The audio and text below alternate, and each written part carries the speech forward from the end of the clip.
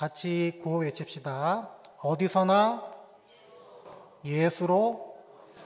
예, 감사합니다. 착착 맞아가네요, 이제. 예.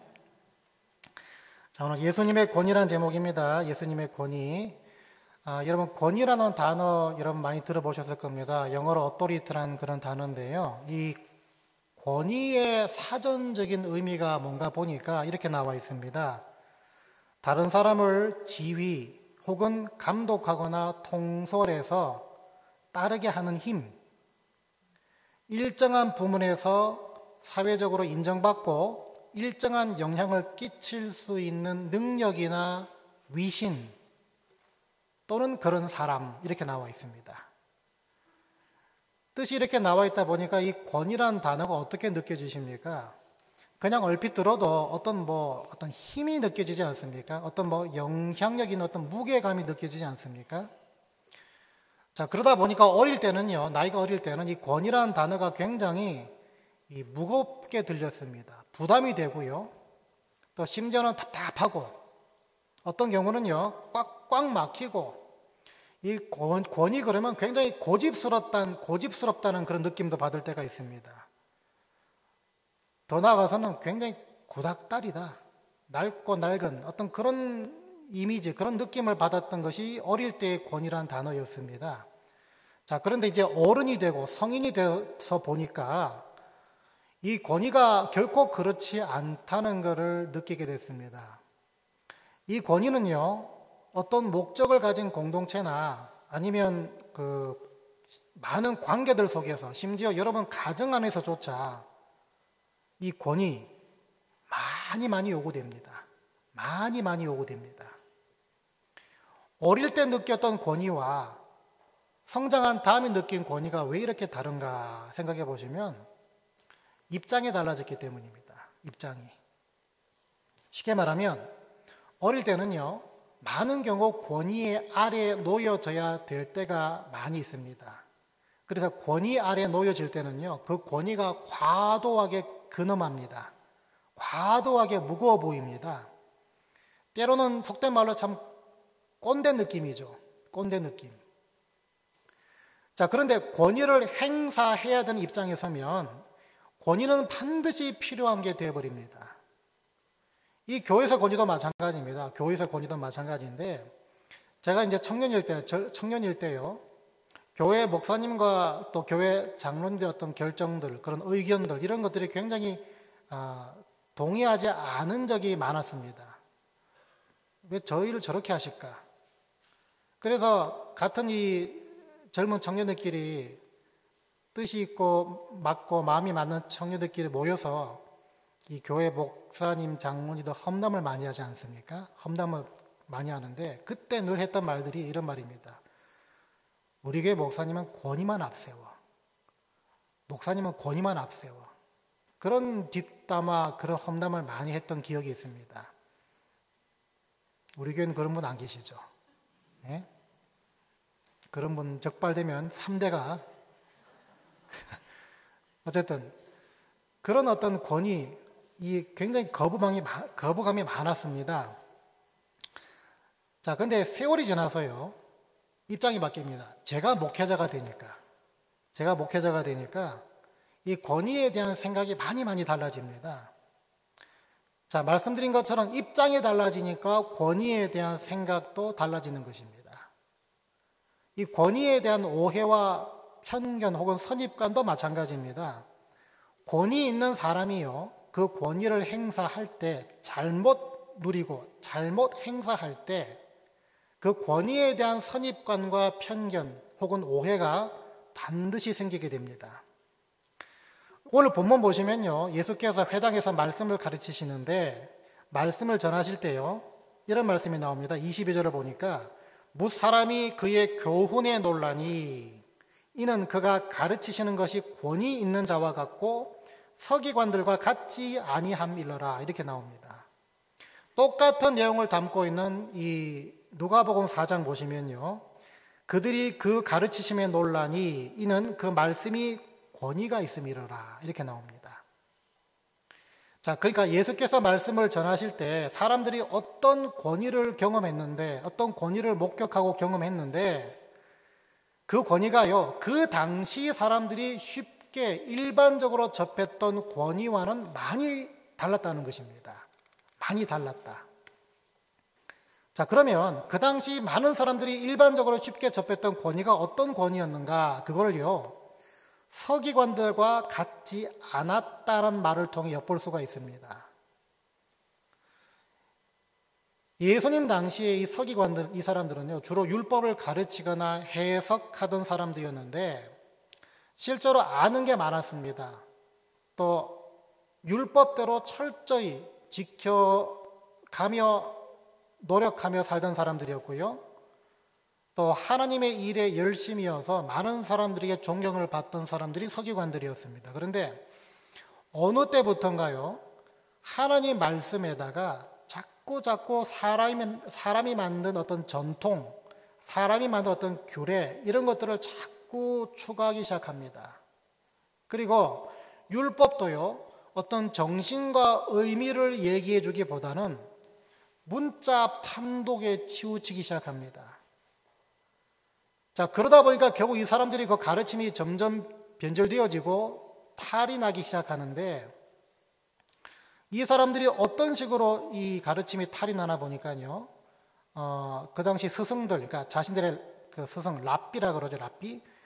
자신의 어떤 선배 랍비가 가르쳤던 교훈들, 이것들을 그대로 그냥 인용하고 그것만 반복하는 그런 모습으로, 또 강요하는 그런 모습으로 변질되기 시작합니다.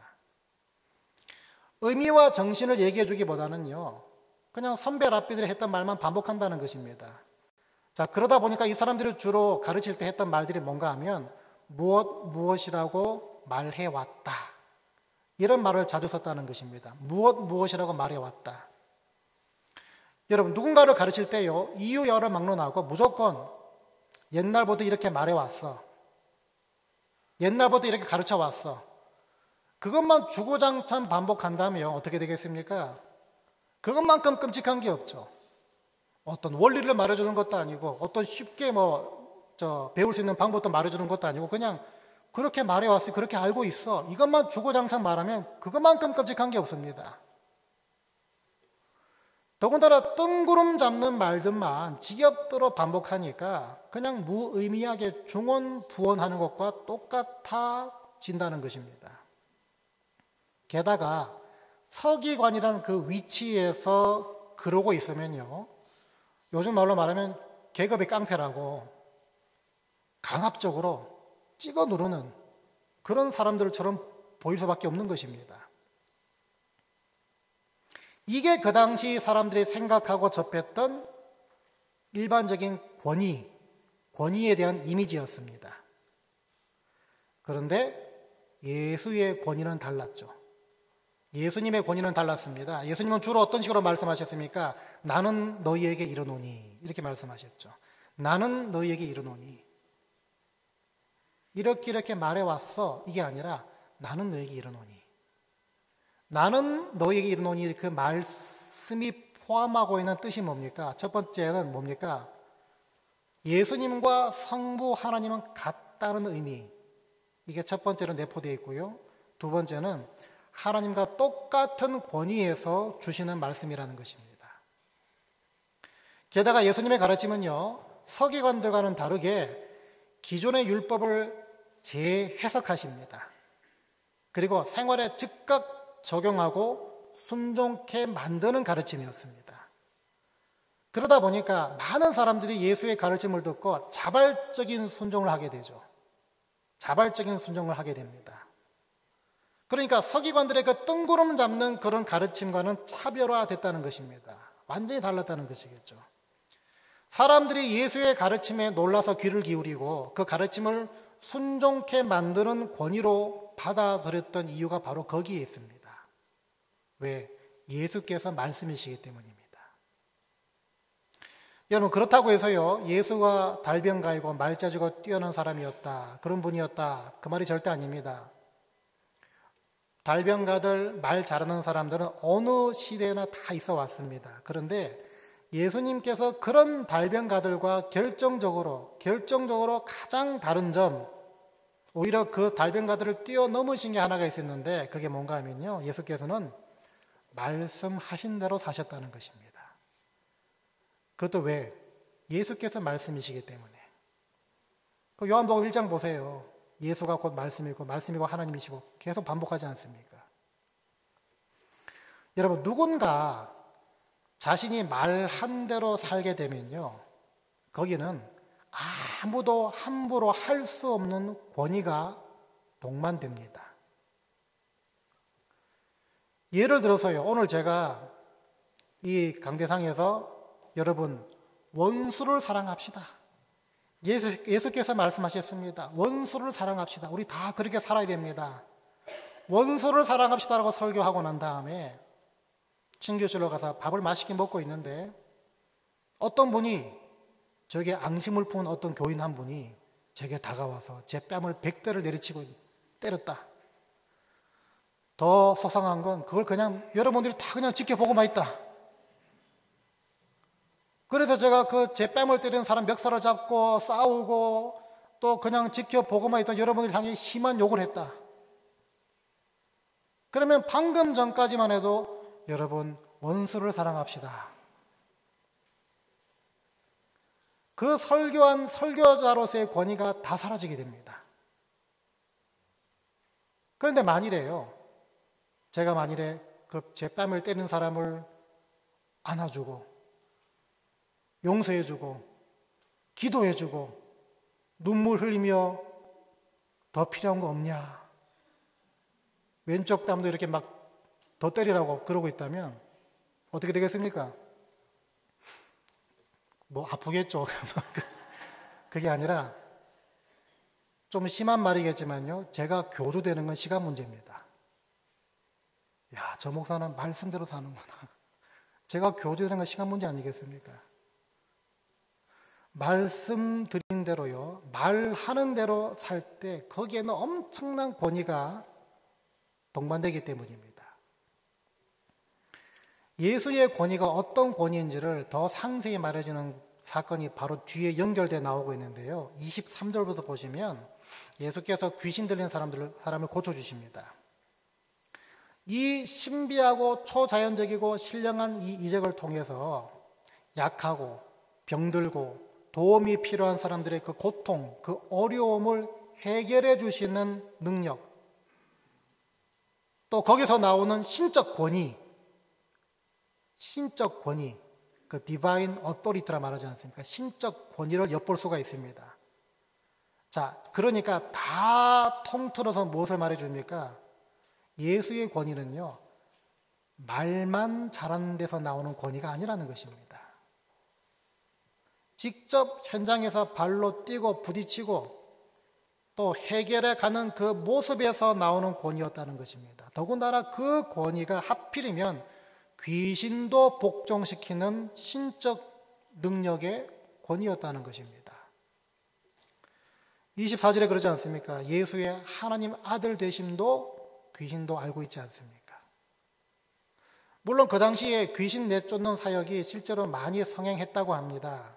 그런데 예수님처럼요, 귀신을 다스리고 굴복시키는 것이 아니라 그 당시에 귀신 내쫓던 그런 많은 사역들은요, 주로 주술, 마술, 제사를 통해서 귀신을 위로하거나 아니면 속임수를 써서 귀신을 내쫓은 것처럼 보였던 사역들이 그 당시에 성행했던 귀신 내쫓는 사역들이었습니다.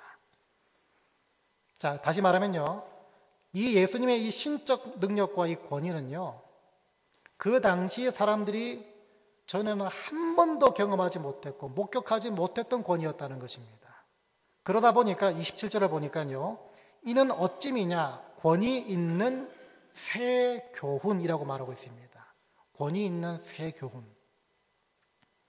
여기서 새롭다의 의미가 카이노스라는 헬라어인데요, 지금까지 알려지거나 써본 적이 없는 새롭고 낯선이라는 뜻을 갖고 있습니다. 그러니까 그 전에는 어느 누구도 구경조차 하지 못했던 하나님의 아들 되심이 자연스럽게 드러난 새로운 신적인 권위였다는 것입니다. 자, 결국은요, 서기관들의 권위, 예수의 권위, 어느 쪽이 자발적으로 순종하고 싶고 고개 숙이고 싶은 권위였겠습니까? 당연히 예수의 권위였다는 것입니다. 지금까지 회당에서 목격된 예수의 권위들을 살펴봤는데요.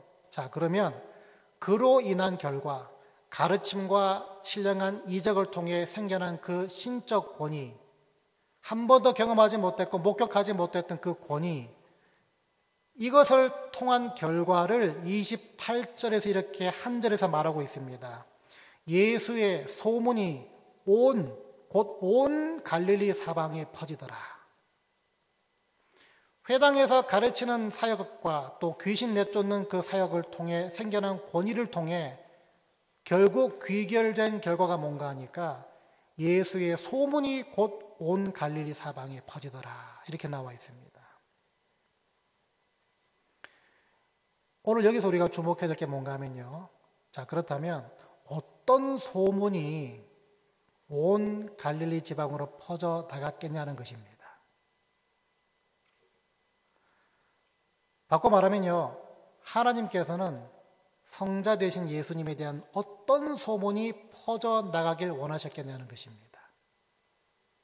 다른 거 없습니다. 예수의 하나님 아들 되심과 구원자 되심의 소문과 소식이 사방으로 퍼져나가길 원하셨을 것입니다. 바로 이 권위를 통해서. 결국 가르침과 신령한 이적을 통해 흘러나온 예수의 권위는 한마디로 요약하면요, 어떤 권위라고 말할 수 있겠습니까? 예수의 권위는요, 설득하시는 권위입니다. 설득해 주시는 권위입니다. 무엇을 위해서요? 바로 사람들로 하여금 예수의 하나님 아들 되심과 구원자 되심을 믿게 하기 위한 권위였다는 것입니다. 그를 설득하기 위해서 가르치는 사역과 이적 행하는 사역, 또 그로 인한 생겨난 권위, 이걸 통해서 우리를 설득하기 위해 주시는 권위였다는 것입니다. 여러분, 그래서 가르치는 것과 능력 행하심과 거기에서 흘러나온 신령한 권위, 그것은요, 사람들을 설득하기 위한 권위로 볼 수 있는 것입니다. 여러분, 그러면요, 말이 참 어색합니다. 제가 서두에 말씀드린 것처럼 권위 그러면 뭡니까? 뭔가 힘이 있고 무게가 있고 뭔가 좀 강압적이고, 근데 이 설득이라는 단어와 권위가 어울립니까? 절대로 어울리지 않습니다. 하나님이 어떻게 피조물인 저와 여러분들을 어떻게 설득하실 수가 있을까? 말이 안 됩니다. 왜냐하면 하나님께서는요, 창조주이시고 전지전능하신 분이십니다. 구원자이시고 역사와 생명을 주관하시고 운행하시는 분이십니다. 그런 하나님이라면 설득하실 필요 없습니다. 그 큰 권위를 가지고 그냥 윽박지르면 됩니다. 말 안 들으면 징계 주면 됩니다. 오늘 본문처럼 구차하게 가르치실 필요 없습니다. 오늘 본문처럼 구차하게 귀신 내쫓는 사역 통해서 나 하나님의 아들이야, 나 신적인 권위가 있는 사람이야, 이러실 필요 없다는 것입니다. 설득과 권위는요, 결코 어울리지 않는 단어라는 것입니다. 여러분, 어딘가 그림이 안 맞는 것 같지만 하나님은 충분히 그러십니다. 왜 그렇습니까? 하나님은 인간의 몸으로 이 땅에 오셔서 바로 여러분들을 위해 기꺼이 죽으시고 마지막 피 한 방울까지 바로 여러분들을 위해서 흘리신 분이기 때문입니다.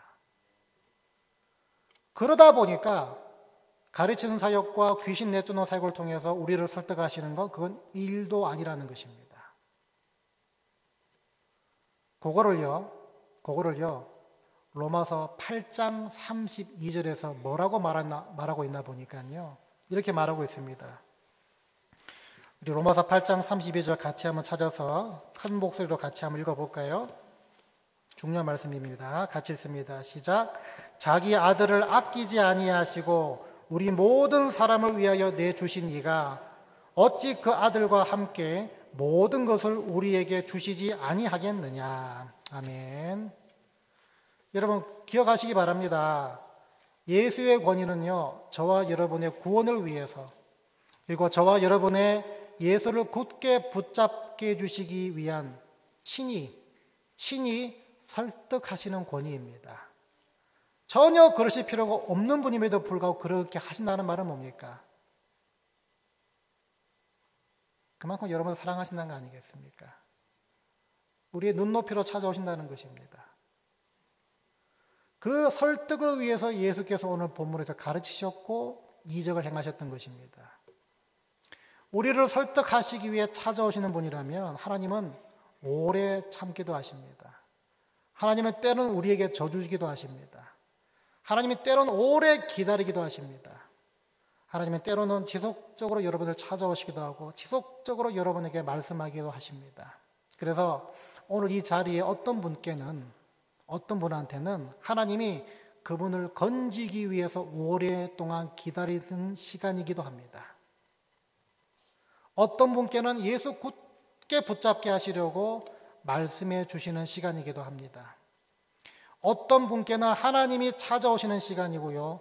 어떤 분한테는 하나님께서 그 사람에게 이적을 행하는 시간이기도 합니다. 다 뭡니까? 아무것도 아닌 우리를 크신 하나님이 선한 목적과 의도로 설득하시는 시간이라는 것입니다. 나 하나님의 아들이야. 나 믿으면 너 구원받아. 이거를 여러 가지 모습으로 그러실 필요가 없음에도 불구하고 참고 기다리시고 지속적으로 찾아오시는 여러 가지, 이걸 다 권위를 내려놓고 그렇게 찾아오신다는 것입니다. 여러분, 전지전능하신 하나님께서 그 큰 권세와 권위가 있는 분께서 그 권위를 아무것도 아닌 저와 여러분들을 건지기 위해 사용하신다. 그 권위와 권세조차 내려놓으신다. 그 말은 뭐겠습니까? 하나님 보시기에 예수 안 믿는 분들, 영원히 죽을 수밖에 없는 자들이 예수 믿고 구원받는 일이 그만큼 하나님 눈에는 급하고 귀하다는 것입니다.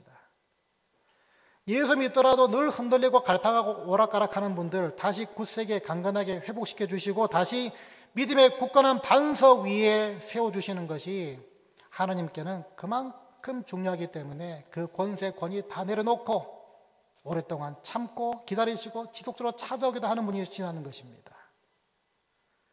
그러기 위해서라면 나의 권위, 나의 권세, 나의 능력, 나의 자리 아무것도 아니야 라고 말씀하시며 여러분을 찾아오신다는 것입니다. 이러시는 하나님과 딱 어울리는 한국 속담이 있습니다. 뭐겠습니까? 빈대 잡으려고 초가삼간 태운다. 속담 아시죠? 하나님은 우리가 아무것도 아닌 우리를 한 사람을 건지기 위해서 초가삼간도 다 태우시는 분이십니다. 모든 권세 다 내려놓기도 하시고요. 모든 자질구레한 일들을 다 하시는 분이십니다. 여러분을 건지기 위해서. 아무것도 아닌 저와 여러분들을 건지시기 위해서라면 하나님은 그 크신 권위를 사용하시는 분이기 때문에 맞습니다. 바라기는 모든 권세와 모든 권위가 주님께 있음을 인정하시고 그 권위와 권세조차 다 내려놓으시고 여러분들을 위해 건지시기 위해서라면 찾아오시고 져주시고 기다리시고 참으시는 하나님의 사실을 믿는 저와 여러분 다 되시기를 주의 이름으로 부탁을 드립니다. 말씀 뵙겠는데요. 주님의 권위는 저와 여러분들을 살리고 강건케 해주시기 위해 설득하고 섬기고 져주고 기다리고 늘 찾아와 말씀해 주시는 권위인 줄 믿습니다. 바라기는 우리를 위해 행하시는 여러 크고 작은 일들을 통해서 주님께 늘 설득되시고 회복되시고 또 새로워지는 개인과 가정 다 되시기를 주의 이름으로 간절히 축원드립니다. 기도하겠습니다.